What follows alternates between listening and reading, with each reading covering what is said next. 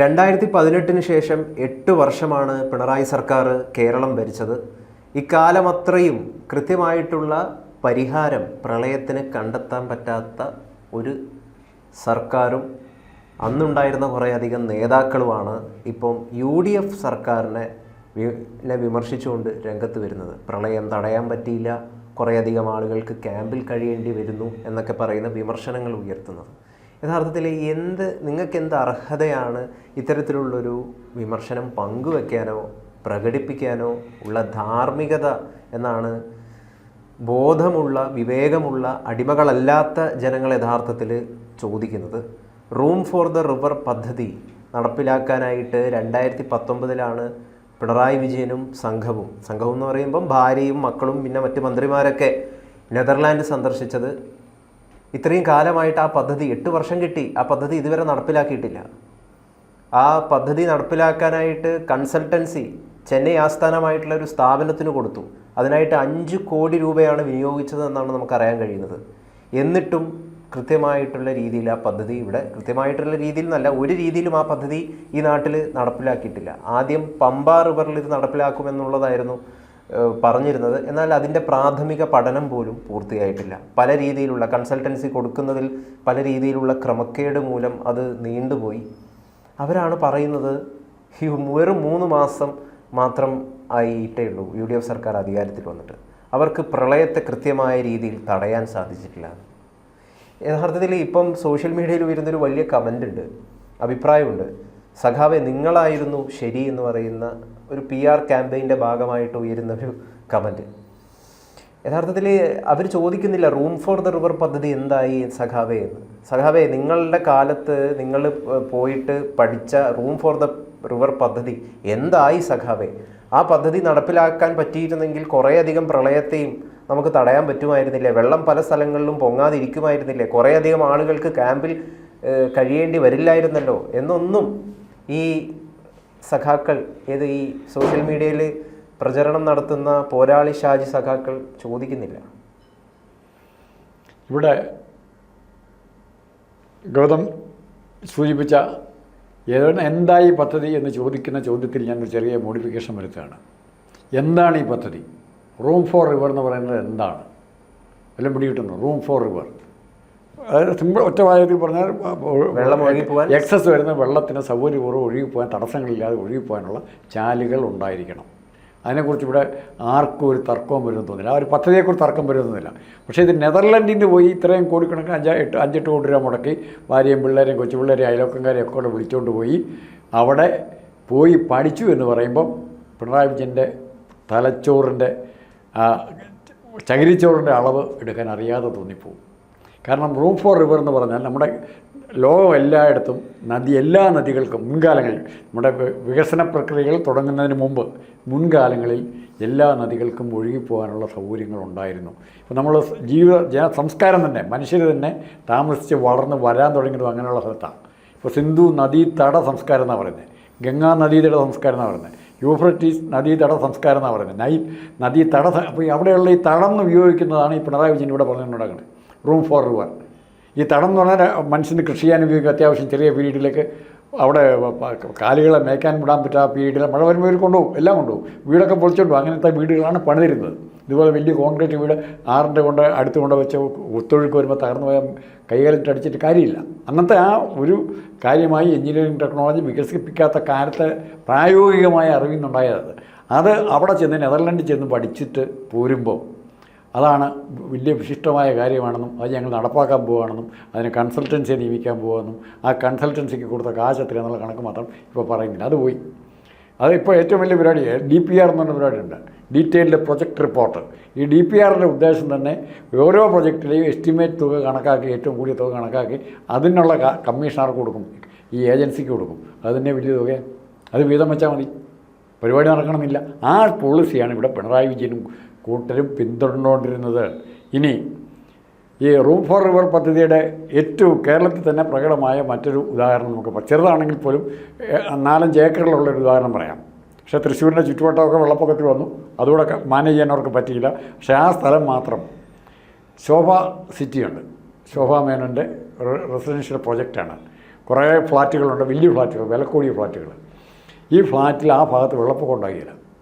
ഇപ്പോൾ കാരണം അന്വേഷിച്ച് തൃശ്ശൂരെ 2-3 പത്രക്കാർ ചെന്ന് കഴിഞ്ഞപ്പോൾ കണ്ടത് ആ ഫ്ലാറ്റെല്ലാം പണിതിരിക്കുന്നത് 10-15 അടി ഉയരമുള്ള പില്ലറിൽ പാർത്തിരിക്കുക. ഇവിടെ മെട്രോ ട്രെയിൻ പോകുന്ന പോലെയാണ് അതിൻ്റെ തൂണുകൾ.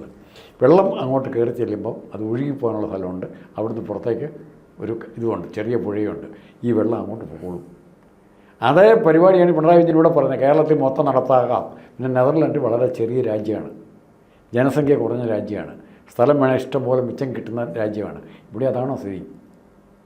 ഈ വരുന്ന അതുപോലെ ഇവിടെ വരുന്ന കുത്തൊഴിച്ച് വരുന്ന വെള്ളം, പർവ്വതനിരകളൊന്നും നെതർലൻഡിലില്ല. നെതർലൻഡിലെ ഈ നെതർലൻഡിൻ്റെ ഭൂപ്രകൃതി, പശ്ചാത്തലം, അവിടുത്തെ ജീവജാലങ്ങളുടെ ഘടന, മനുഷ്യർ ജീവിക്കുന്ന രീതികൾ, അതിൽ നിന്നൊക്കെ എത്രയോ ഭിന്നമാണ് കേരളം. കേരളത്തിൽ അല്ലെങ്കിൽ ഇന്ത്യ, കേരളത്തിൽ അതിന് തനതായ മാർഗം സ്വീകരിക്കണം. ഇപ്പോൾ ഗംഗയിൽ വെള്ളപ്പൊക്കം ഉണ്ടായിക്കഴിഞ്ഞാൽ അത്രയും പേര് ചാവുമൊന്നുമില്ല, ഇത്രയും കൃഷി പോകണമെന്നില്ല. കാരണം അതിന് കുറേ സ്ഥലമുണ്ട്. ഇവിടെ നോക്കണം, റിവർ വ്യൂ വില്ലേജ് എന്ന് പറയും. മാതൃഭൂമിയോ മനോരമയോ പരസ്യം എടുത്ത് വീടിൻ്റെയോ ഫ്ലാറ്റിൻ്റെ പരസ്യം നോക്കിയാൽ റിവർ വ്യൂവിന് പ്രാധാന്യമാണ്. ആ റിവറിൻ്റെ അടുത്തേക്ക് കൊണ്ട് പണിയാണ്. എന്നിട്ട് നമ്മൾ കൈകാലിട്ടടിക്കുക, നെതർലൻഡിൽ പോയി പഠിക്കണം എന്ന് പിണറായി വിജയൻ പറയുന്നതിൻ്റെ ഉദ്ദേശം ഇത് വെള്ളപ്പൊക്കം പരിഹരിക്കുക എന്നുള്ളതായിരുന്നില്ല അന്ന് പറഞ്ഞത്. ആ ഉദ്ദേശം എന്ന് പറഞ്ഞാൽ DPR ഉണ്ടാക്കി കൺസൾട്ടൻസി വെച്ച് കാശടിക്കുക എന്നുള്ള ഉദ്ദേശം മാത്രമേ ഉണ്ടായിരുന്നു. അത് ഒരുപാട് പേര് വിജയിച്ചു.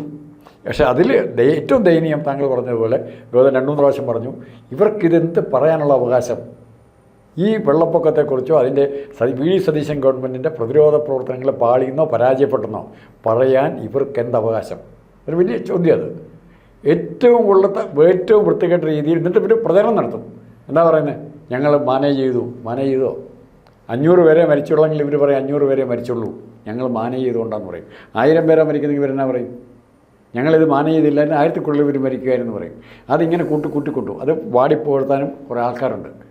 ആ സിറ്റുവേഷൻ മാറിയിട്ട് ഇന്ന് പിണറായി വിജയൻ തന്നെ നേരിട്ട് ഈ ആരോപണമായിട്ട് ഇറങ്ങേണ്ടി വരിക. പിണറായി വിജയൻ സൂട്ടും കോട്ടും ഇട്ട് കുടുംബത്തെ കൊണ്ട് അമേരിക്കയിലും അവിടെ ഇവിടെയും പോകുന്നതിനെക്കുറിച്ച് ആർക്കും പരാതിയില്ല. VD സതീശൻ കതർ ഷർട്ട് ഉടയാത്ത കതർ ഷർട്ട് കൊണ്ടുപോയെന്നാണ് പരാതി. എന്നാലും ഇത്ര പിണറായി വിജയനെ നിങ്ങൾ കാണുക. കൂട്ടും സോട്ടും ഇട്ട് പിണറായി വിജയൻ്റെ മുഖം ഒന്ന് കണ്ടിട്ട്, ആ വേഷം കണ്ടിട്ട്, ദുബായി പോയപ്പോഴും അമേരിക്കയിൽ പോയപ്പോഴും കണ്ടിട്ട് VD സതീശൻ കതർ ഇട്ടുകൊണ്ട് ഇതിലൂടെ നടക്കുന്ന കാര്യം എന്നാലോചിക്കും. ആ സതീശനെ കളിയാക്കുക വേഷം മാറിയെന്നും പറഞ്ഞ്. അപ്പോൾ ആ ബാലിശമായ അത്തരം കാര്യങ്ങളിലേക്ക് പോകുമ്പോഴാണ് ഒന്ന് ഉറപ്പുണ്ട്, ഈ രംഗത്ത് പ്രത്യേകിച്ചും പ്രളയ ദുരന്തം കൈകാര്യം ചെയ്യുന്ന രംഗത്ത് സതീശൻ ഒരു പരിധി വരെയെങ്കിലും വിജയിച്ചിട്ടുണ്ടെന്ന് പറയേണ്ടി വരും. കാരണം ഇവർക്കൊന്നും പറയാനില്ല. പിണറായി വിജയനോ കൂട്ടുകാർക്കോ വേറൊന്നും പറയാനില്ലാത്തത് കൊണ്ട് മാത്രമാണ് ഈ കാര്യം പറയുന്നത്. ഉണ്ണാൻ പോയ കാര്യം, ബിരിയാണി തിന്ന കാര്യം, അതിൻ്റെ അകത്ത് കോഴിക്കറിയുടെ കാര്യം, ചെമ്മീനായിരുന്നു ഫ്രൈ ഉണ്ടായിരുന്നത്, കരിമീനായിരുന്നു ഉണ്ടായിരുന്നത്, ആവോലി കിട്ടാത്തതുകൊണ്ട് ഇറങ്ങിപ്പോയ കാര്യമൊന്നും പറയാൻ, അതൊക്കെയാണ് പറയുന്നത്. ഈ അതിന് വേണ്ടിയിട്ടാണ്. അതായത് ഈ റൂം ഫോർ ദ റിവർ എന്ന് പറയുന്നത് വിവാദമാകരുത്, അത് വിവാദമാകരുത്, അത് ചർച്ചയിലേക്ക് വരരുത് എന്നതിൻ്റെ അടിസ്ഥാനത്തിലാണ് വഴിതിരിച്ചു വിട്ടത്. മുഖ്യമന്ത്രിയുടെ ഭക്ഷണത്തിലേക്കും ചിക്കൻ കാർഡിലേക്കും കോഴിയിറച്ചിയിലേക്കൊക്കെ ചർച്ചയുടെ വഴിതിരിച്ചു വിട്ടത് ഈ ഒരു കാരണത്താലാണ്. അതെന്തോ പൊലിപ്പിച്ചെന്തോ വലിയ സംഭവമാണ് എന്നുള്ള രീതിയിൽ പ്രചരിപ്പിക്കുകയൊക്കെ ചെയ്തിട്ടുണ്ടായി. അദ്ദേഹം വളരെ കൃത്യമായിട്ട് ഇതിൻ്റെ വിശദീകരണം 2 ദിവസം മുമ്പ് പത്രസമ്മേളനം വിളിച്ച് പറഞ്ഞതാണ്. എന്താണ് അദ്ദേഹം പറഞ്ഞത്?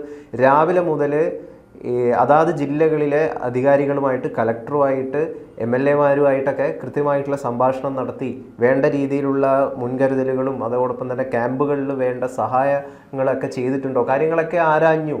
ഞാൻ വരേണ്ട ആവശ്യമുണ്ടോ എന്ന് പലരിടത്തും ചോദിച്ചു. നിലവിലത്തെ സാഹചര്യം അനുസരിച്ചിട്ട് വരേണ്ട ആവശ്യമില്ല എന്ന് പലരും പറഞ്ഞു. അതുകൊണ്ട് വന്നില്ല. ഇവിടെ പൊന്നാനിയിൽ പോയപ്പോൾ എൻ്റെ ഒരു സുഹൃത്തിൻ്റെ വീട് സന്ദർശിച്ചു. അപ്പോൾ 3 മണിയായി. അത്രയും നേരമായിട്ട് വിളിച്ചിരുന്ന അതെ 3 മണിയായി അവിടെ എത്തുമ്പോൾ അത്രയും നേരമായിട്ട് ഭക്ഷണം കഴിച്ചിട്ടുണ്ടായിരുന്നില്ല. തൊട്ടപ്പുറത്തെ വീട്ടിൽ സൗകര്യം ഒരുക്കിയിട്ടുണ്ടായിരുന്നു.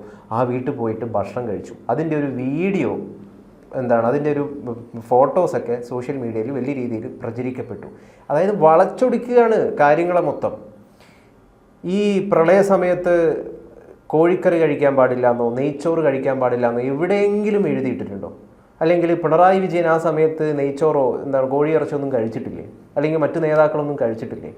അപ്പോൾ അടിസ്ഥാന വിരുദ്ധമായിട്ടുള്ള, അതായത് ഒട്ടും കാമ്പില്ലാത്ത കുറേയധികം പ്രചരണങ്ങൾ അഴിച്ചുവിടുകയും വേണ്ടപ്പെട്ട കാര്യങ്ങളിലേക്ക് ചർച്ച പോകാതിരിക്കാനുള്ള ബോധപൂർവമായിട്ടുള്ള ശ്രമവുമാണ് യഥാർത്ഥത്തിൽ നടന്നത്.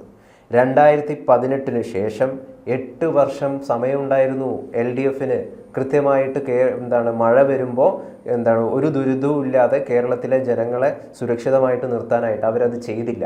അതിൻ്റെ ഫലം കൂടിയാണ് നിലവിൽ ഇന്നത്തെ ഈ മഴയുടെ സാഹചര്യത്തിൽ ജനങ്ങൾ അനുഭവിക്കുന്നത് എന്ന് പറയേണ്ടി വരും. അതങ്ങനെ തന്നെയാണ് പറയേണ്ടത്. UDFന് വെറും 3 മാസമാണ് സമയം കിട്ടിയിട്ടുള്ളത്.